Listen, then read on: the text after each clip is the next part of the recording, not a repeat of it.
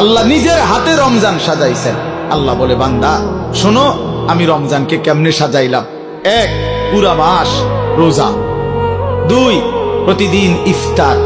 3, প্রতিদিন সাহারি। 4, প্রতিদিন 20 রাকাত তারাবি।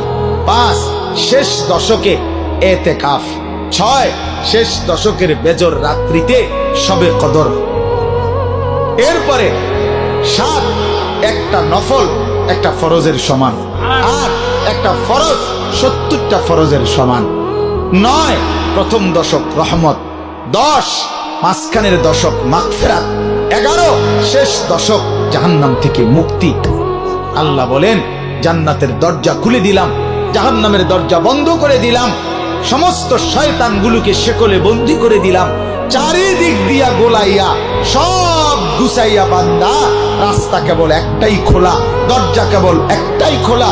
পুরা রমজান রাতে আসো, দিনে আসো, দুপুরে আসো, শুধু আমার গোলামি করবা, গুনাহ ছেড়ে দিবা, আর একটা দরজা দিয়েই সবাই ঢুকবা। শুধুই জান্নাত, শুধুই জান্নাত, শুধুই জান্নাত, শুধুই জান্নাত।